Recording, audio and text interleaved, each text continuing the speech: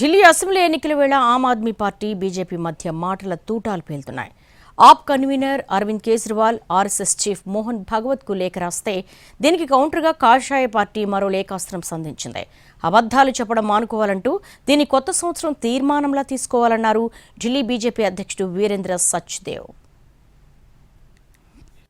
Delhi assembly ఎన్నికలకు ముహూర్తం దగ్గర పడుతోంది. ఎన్నికల్లో గెలుపొందడమే లక్ష్యంగా పార్టీలు పోటాపోటీగా ఓటర్లకు వరాల జల్లు కురిపిస్తున్నాయి. ఆమ్ ఆద్మీ పార్టీ జాతీయ కన్వీనర్ అరవింద్ కేజ్రీవాల్ బీజేపీపై తీవ్ర విమర్శలు చేశారు.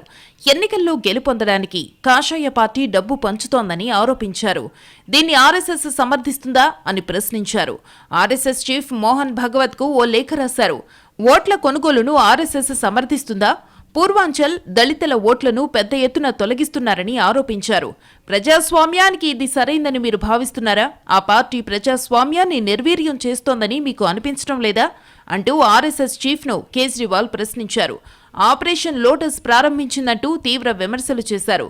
15 రోజుల్లో 5,000 మంది ఓటర్లను తొలగించేందుకు కొత్తగా దరఖాస్తులు వచ్చాయన్నారు.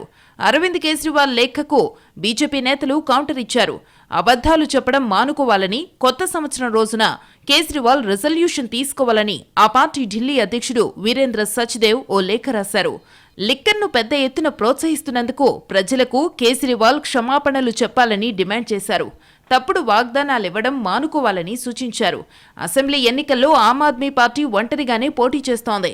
70 శాసనసభ స్థానాలకు అభ్యర్థుల జాబితాను కూడా విడుదల చేసింది.